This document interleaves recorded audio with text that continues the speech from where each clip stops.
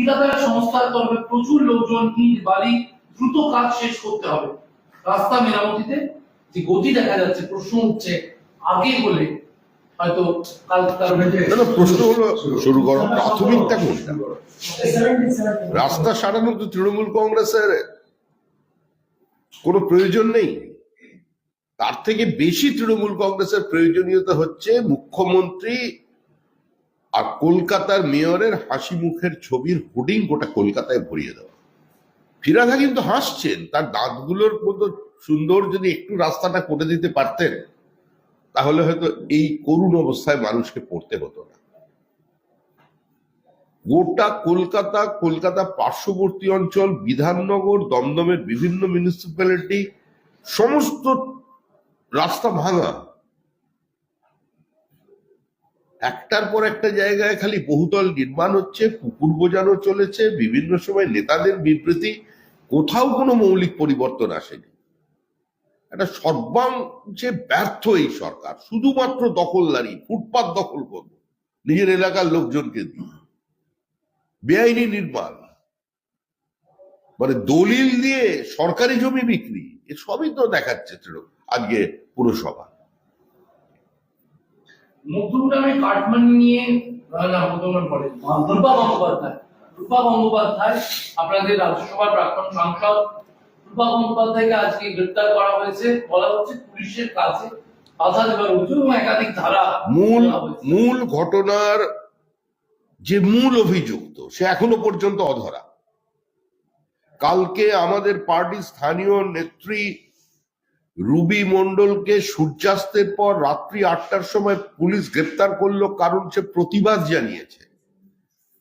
আর তার মুক্তির দাবিতে রূপা গঙ্গোপাধ্যায় সমাজে তার একটা নির্দিষ্ট প্রতিষ্ঠা আছে, একটা অবস্থান আছে।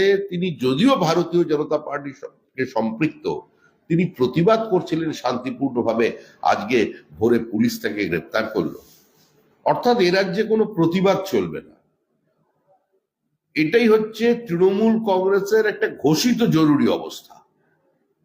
আজকে এর বিরুদ্ধে মানুষ রাস্তায় নামছে এবং আমরা বিশ্বাস করি এই সরকার আজকে বিসর্জনের দিকে। কেউ এই সরকারকে বাঁচিয়ে রাখতে পারবে না। চলে যাবার সময় এগুলো হয়।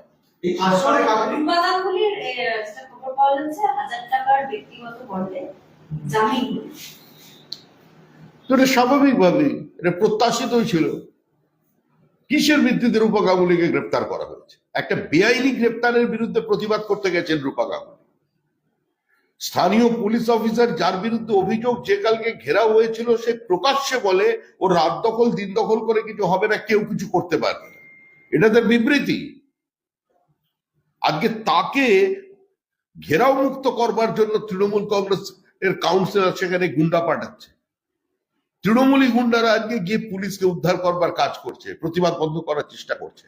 অর্থাৎ এ রাজ্যে পুলিশ অসহায়, প্রশাসন বলে কিছু নেই। গতকালকের ঘটনা এটা প্রমাণ করেছে। আর এর বিরুদ্ধে প্রতিবাদ করবার জন্যই রুবি মণ্ডল আর রূপা গঙ্গোপাধ্যায় গ্রেপ্তার হয়েছে। তো এক্ষেত্রে তো আদালতের চোখের সামনে এটা পরিষ্কার, এই জামিন হবেই, এত শিশু জানে। এই সরকারের ক্ষেত্রে বারবার দেখা গেছে চোরাই খেয়ে মারা গেলে অনুদান, কেউ উকিল করলে অনুদান, কিন্তু এরকম একটা মর্মান্তিক ঘটনায় শাসক দলের শীর্ষ নেতা বা কোন নেতাকে পরিবারের কাছে যেতে দেখা গেল। দেখুন, এই মুহূর্তে শাসক দলের কারোরই কোনো অবস্থানের ঠিক নেই। কেউ বিদেশে চলে গেছেন, কেউ দেশে থেকেও বিদেশের দিকে তাকিয়ে আছেন, কেউ সই সংগ্রহ করছেন, কেউ মুখ্যমন্ত্রীর জায়গায় অভিষিক্ত হয়ে যেতে চাইছেন। এগুলো চলছে তৃণমূল কংগ্রেসের মধ্যে। তাদের পারিবারিক দ্বন্দ্ব নিয়ে, তাদের পারিবারিক আভ্যন্তরীণ রসায়ন নিয়ে আমাদের বেশি কিছু বলার নেই। তবে এটুকুনি বলতে পারি, এই মুহূর্তে সরকার অন্তত প্রশাসন চালাবার ক্ষমতায় আর নেই। এটা লেমড্যাক গভর্নমেন্ট হয়ে গেছে। সরকার যখন চলে যায় তখন এই অবস্থা তৈরি হয়। যেহেতু শর্টেজ করছিল, তাই বিভিন্ন ডিপার্টমেন্ট থেকে 9 জন চিকিৎসককে আপাতত এমার্জেন্সি বিভাগে স্থানান্তরিত করা হলো, তাদের পোস্টিং করানো হয়েছে। এগুলো সম্পূর্ণই প্রশাসনিক বিষয়। এগুলো সম্পূর্ণই হসপিটাল কর্তৃপক্ষ, তারা ঠিক করবেন। কিন্তু প্রশ্ন হলো এই অবস্থা তৈরি হলো কেন? কাদের ব্যর্থতার কারণে, কাদের দখলদারির কারণে, কাদের প্রাতিষ্ঠানিক দুর্নীতির কারণে আজ এই অবস্থা তৈরি হলো, এবং যাতে প্রান্তিক মানুষ ক্ষতিগ্রস্ত হচ্ছেন, তারা বঞ্চিত হচ্ছেন, অসহায় মানুষের কে আরো অসহায় হয়ে যেতে হচ্ছে। এর জন্য তো দায়ী চিকিৎসকরা নন, এর জন্য দায়ী চিকিৎসকদের যে ব্যবস্থাটা উপহার দেওয়া হয়েছিল, যারা দিয়েছিলেন তারা। আরজিকরের নির্যাতিতার যে মূর্তি বসানো হয়েছে, সেই মূর্তি নিয়ে একটানা বিতর্ক কাল থেকে চলছে। শাসক দলের তরফ থেকে একটা অংশ, তাদের কিছু বুদ্ধিজীবী, তারা বলছেন যে এই বিভৎস মুখের মূর্তি কেন? আপনারা কিভাবে দেখছেন? দেখুন, মানুষ যখন প্রতিবাদ করে, একটা গণ অভ্যুত্থান যখন শুরু হয়ে যায়, তখন তার মধ্যে যারা থাকেন তারা আন্দোলনের স্বরূপ কি হবে, আন্দোলনের ভাষা কি হবে, আন্দোলনের গতিমুখ কি হবে, তারা নির্ধারণ করে। আর গতিমুখটাকে যদি বাজেয়াপ্ত করবার চেষ্টা হয় রাষ্ট্রশক্তি দিয়ে, বা তাদের সমর্থনের কিছু মানুষ যারা একসময় নন্দীগ্রামে গুলি চালানোয় বুদ্ধদেব ভট্টাচার্যের পাশে ছিলেন, এবং ঠিক তারপরেই তারা আবার ঠিক সময় জামা বদল করে এদিকে চলে এসেছেন, যাদের অত্যন্ত স্বচ্ছন্দভাবে ঘোরাফেরা করা যেত, দেখা যেত বাম জমানায় নন্দনে, আজকে তারা যে তৃণমূল এবং নন্দনকাননে বিচরণ করছেন, তারা কি বললেন তাদের কথায় কিছু এসে যায় না। আরজিকরে জুনিয়র চিকিৎসকদের এই কর্মবিরতি নিয়ে কোথাও এখন সিনিয়র চিকিৎসকরা একটু দ্বিমত প্রকাশ করছেন। অনেকেই বলছেন যে মানুষ পাশে থাকবে না, সেখানে ফরম্যাট। দেখুন, আমরা প্রথম দিন থেকেই বলছি যে জুনিয়র চিকিৎসকদের যে আন্দোলন, সেই আন্দোলন স্বতন্ত্র আন্দোলন। তারা অরাজনৈতিকভাবে আন্দোলন করছেন, তারা 5 দফা দাবি পেশ করেছেন, বিভিন্ন সময় বিভিন্ন দাবি সামনে এনেছেন। আমরা বিজেপির পক্ষ থেকে আমাদের সমর্থন, সহমর্মিতা এবং সহযোগিতার হাত বাড়িয়েছি। কিন্তু আমরা আবার বলছি যে এই আন্দোলন কবে চলবে, কিভাবে চলবে, এই আন্দোলন চালানো ঠিক হচ্ছে কিনা, পদ্ধতিগত কিছু পরিবর্তন আনা হবে কিনা, এটা সম্পূর্ণই চিকিৎসক সমাজের বিষয়। তাদের 5 দফা দাবি, তাদের নির্দিষ্ট অবস্থান আছে এবং তাদের দাবি যৌক্তিকতা আছে। আজও আমরা তাদের দাবিকে সমর্থন করছি। কিন্তু আমরা মনে করি যতক্ষণ মুখ্যমন্ত্রী মমতা বন্দ্যোপাধ্যায় বা তৃণমূল কংগ্রেসের সরকার পশ্চিমবঙ্গে আছে, ক্ষমতার ন্যূনতম কোনো পরিবর্তন করা সম্ভব নয়। জুনিয়র ডাক্তাররা আজ জানিয়ে দিলেন যে আন্দোলন আগামী দিনে আরো বৃহত্তর হবে, প্রয়োজনে আমরা দিল্লি যাব। প্রয়োজনে দিল্লি যাওয়া। আমরা আবার বলছি, জুনিয়র ডাক্তাররা কবে, কোথায়, কিভাবে আন্দোলন করবেন, কোথায় যাবেন, সম্পূর্ণ তাদের বিষয়। এ নিয়ে আমাদের কোনো মতামত নেই। আমরা বলেছি যে তাদের দাবির যৌক্তিকতা আছে। আজকে এই অবস্থা তৈরি হয়েছে শুধুমাত্র তৃণমূল কংগ্রেসের নিরবিচ্ছিন্ন অপশাসন, প্রাতিষ্ঠানিক লুট আর সীমাহীন লোভের কারণে, চূড়ান্ত দলতন্ত্রের কারণে, প্রশাসনের রাজনীতিকরণের কারণে, হসপিটালকে হসপিটালের বাইরে থেকে নিয়ন্ত্রণ করার কারণে। তার জন্য এই পরিস্থিতি তৈরি হয়েছে। তারা যাবেন, আন্দোলন করবেন। কর্মবিরতিকেও কি আপনারা সমর্থন করেন? কর্মবিরতি এই পুজোর সময় সাধারণ মানুষের প্রতিবাদ করবার অধিকার প্রত্যেকের আছে। একজন ছাঁটাই হয়ে যাওয়া শ্রমিকের আছে, একজন পুজোর আগে 8.33 বোনাস না পাওয়ার জন্য আছে, একজন অসংগঠিত শ্রমিকের সরকারের কাছে তাদের ন্যায্য দাবি দেওয়া নিয়ে প্রতিবাদ করবার অধিকার আছে, এবং চিকিৎসকদের অধিকার আছে। সামান্যতম কিছু হলেই আমি গিয়ে হসপিটাল ভাঙচুর করব, চিকিৎসক আক্রান্ত হবেন, যারা মানুষের জীবন বাঁচানোর কাজ করেন তাদের জীবন বিপন্ন হয়ে যাবে, তারা প্রতিবাদ করবেন না, এটা মনে করার কোনো কারণ নেই। এই কর্মবিরতিকেই আজকে কটাক্ষ করেছেন কল্যাণ বন্দ্যোপাধ্যায়। তিনি বলেছেন আমরা চিকিৎসকদের আন্দোলনকে সমর্থন করি, কিন্তু এই কর্মবিরতি করলে সাধারণ মানুষ আর পাশে দাঁড়াবে না। না না, তিনি যদি সাধারণ মানুষের কথাটা বাদ দিয়ে যদি তিনি বলেন তারা এই আন্দোলনকে সমর্থন করেন, তাহলে তারা যদি এই আন্দোলনকে সমর্থন করেন, কল্যাণ ব্যানার্জি তৃণমূল কংগ্রেসে কি করছেন? কারণ যা কিছু হয়েছিল তৃণমূল কংগ্রেসের জন্য। কল্যাণ ব্যানার্জি তারা এখনো তৃণমূল কংগ্রেসে কি করছে? আমার যেমন বেনি তেমনি রবে চুল ভিজাবো না, এই রাজনীতি চলে নাকি? এ তো কাঁঠালের আম সত্য পুরো। টিএমসির স্টুডেন্ট ইউনিয়নরা আজকে ক্যালকাটা ইউনিভার্সিটির বাইরে গভর্নরকে গো ব্যাক স্লোগান দিয়ে এটাই তো ওদের কাজ। তৃণমূল থাকবে, যুক্তরাষ্ট্রীয় ব্যবস্থায় অস্বীকার করা হবে, সাংবিধানিক প্রধান যাবে, তাকে কালো পতাকা দেখাবে, এই তো তৃণমূল, এসব নিয়েই তৃণমূল। রাজ্যপাল সেখানে গিয়ে মন্তব্য করেছেন যে এই রাজ্যে অনাহারের মৃত্যুর সংখ্যা বাড়ছে, যেটা উদ্বেগজনক। অনেক কিছুই তো শুনছি রাজ্যপাল বলছেন উদ্বেগজনক। মানুষ তো আর কোনো বক্তব্য শুনতে চাইছে না পশ্চিমবঙ্গে। গলি থেকে রাজপথে মানুষের একটাই কথা, যেখানে সাংবিধানিক মৌলিক অধিকারগুলো মানুষের পদদলিত হয়ে গেছে, যেখানে প্রতি ক্ষেত্রে যুক্তরাষ্ট্রীয় ব্যবস্থাকে অস্বীকার করা হচ্ছে, যেখানে সাংবিধানিক পরিকাঠামোকে ভেঙে তছনছ করে দেওয়া হয়েছে, যেখানে মুখ্যমন্ত্রী পর্যন্ত হৃদয় ভেঙে চুরমার হয়ে যাচ্ছে, সেখানে আর কতদিন রাজ্যপালের আমরা বক্তব্য শুনব? এবার কিছু করুন। একটা অ্যাড করি, রাজ্যপাল পশ্চিমবঙ্গ সরকারের কাছে 1.17 লাখ করোড় সেন্ট্রাল ফান্ড যে ইউটিলাইজেশনের জন্য দিয়েছে, তার কিন্তু হিসেব খুঁজেছে, ডিটেলস খুঁজেছে যে কোথায় ইউজ করা হয়েছে সেন্ট্রাল ফান্ড 1.17। কোথায় কোথায়? রাজ্যপাল, রাজ্য সরকারের কাছে। হ্যাঁ, কোথায়, কোন ডিপার্টমেন্টে?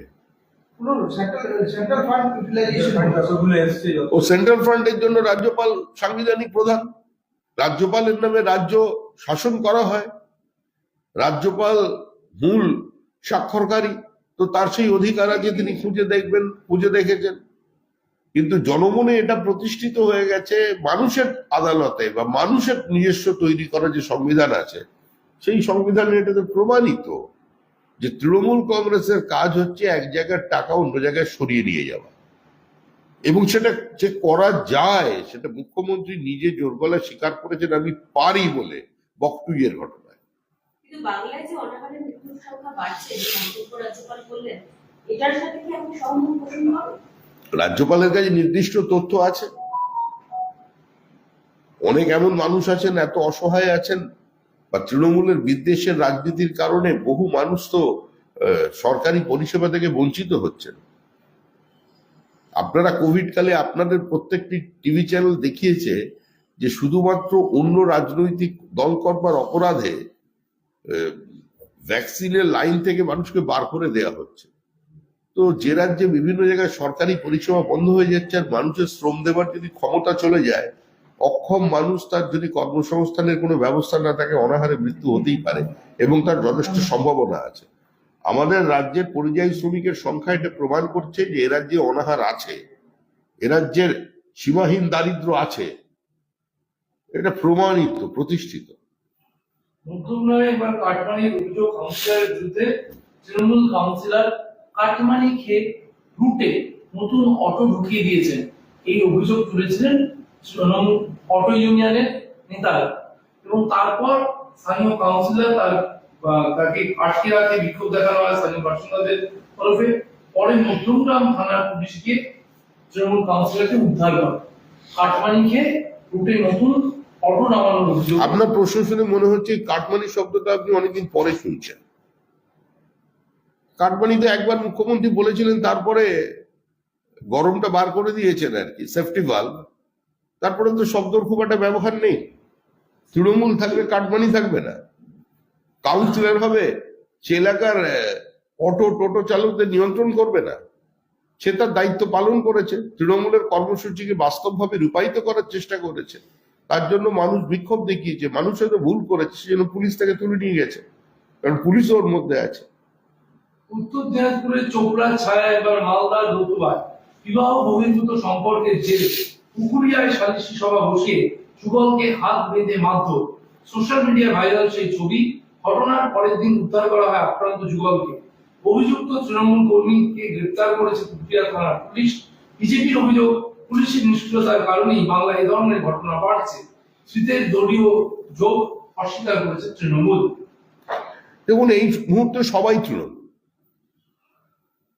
এই মুহূর্তে অসুস্থ মনস্ক যত মানুষ আছেন, এই মুহূর্তে যারা যত বিকৃত রুচির মানুষ আছে, তারা মনে করছে সরকারটা তাদের সরকার, তারা সবাই তৃণমূলের পতাকা ধরে নিয়েছে।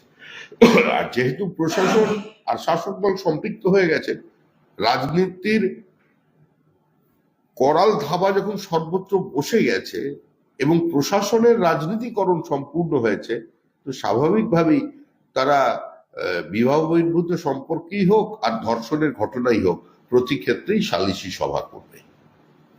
বাম সরকারের পতনের সময় বা শেষ দিকে দাঁড়িয়েছিল অপর্ণা সেন, তিনি প্রতিবাদী হয়েছিলেন বাংলাদেশ বিরুদ্ধে। আজকে সেই অপর্ণা সেন বলছেন যে সরকার বদল দরকার, কিন্তু তার সঙ্গে এটাও জুড়ে দিচ্ছেন যে যাকে বদলি হিসেবে আনা হবে সেটা যেন মৌলবাদী সরকার না হয়। দেখুন, যিনি সেনাবাহিনীর সৈনিকদের রেপিস্ট বলেন, তার বক্তব্যের কোনো রাজনৈতিক প্রতিক্রিয়া আমি দিতে বাধ্য নই, মানে দেব না, সেই রুচি আমার নেই।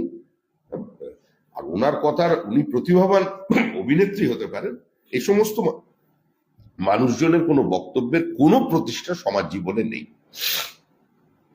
আমি হিন্দু মুসলিম ভোট ভাগ না করলে ইউসুফ পাঠান জিততো না, হিন্দুরা ভোট দিতে যান না। তৃণমূল মমতা বন্দ্যোপাধ্যায় অভিষেক বন্দ্যোপাধ্যায়কে সময় দিতে দিলেন ভরতপুরের তৃণমূল বিধায়ক হুমায়ুন কবির। হুমায়ুন কবির বলল, মুসলিম ভোট যদি আমি ভাগ না করতাম তাহলে ইউসুফ পাঠান এখানকার সাংসদ হতো না। ফলে তৃণমূলকে, মমতা ব্যানার্জিকে, অভিষেক ব্যানার্জিকে সময় বেঁধে দিলেন ভরতপুরের তৃণমূল বিধায়ক। এটাই তো হতে যাবে।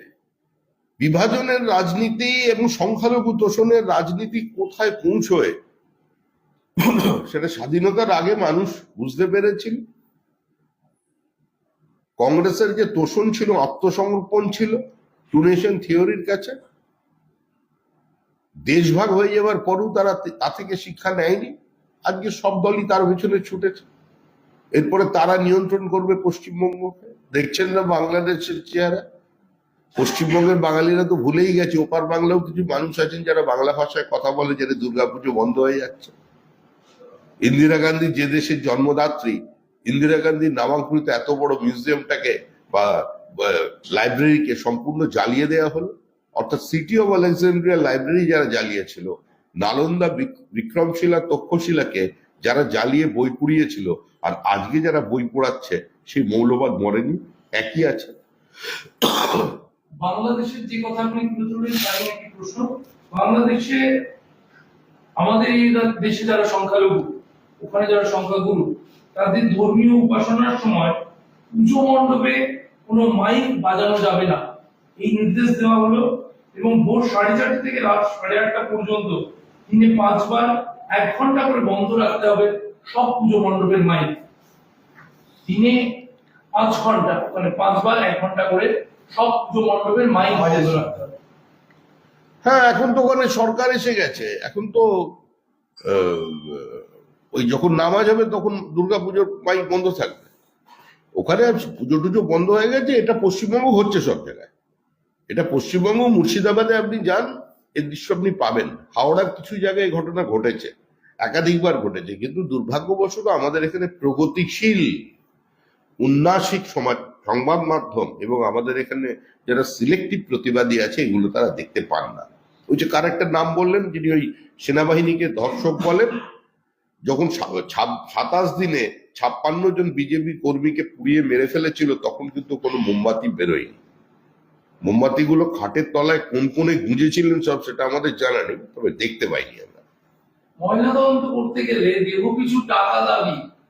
মুর্শিদাবাদ মেডিকেল কলেজ হাসপাতালে নতুন দুর্নীতির হদিশ। ময়নাতদন্ত করে দেহ নিতে গেলে পরিবারকে আগে মর্গের কর্মীদের কাটমানি বা কাটমানি এটা নয়, এটা অধিকার। তৃতীয়বারের জন্য তৃণমূল সরকারকে পশ্চিমবঙ্গের মানুষ ভোট দিয়ে নির্বাচিত করে রাজ্য পরিচালনার দায়িত্ব দিয়েছে। তাই তৃণমূলের যে কর্মসূচি 75-25-এর কর্মসূচি, সেটা স্বচ্ছতা, সততা এবং দৃঢ়তার সঙ্গে ওখানকার ডোমেরা যেটাকে বাস্তবায়িত করছেন, সেটা ঠিকই করছেন। এবং তো কিছু আশ্চর্যজনক বিষয় নেই।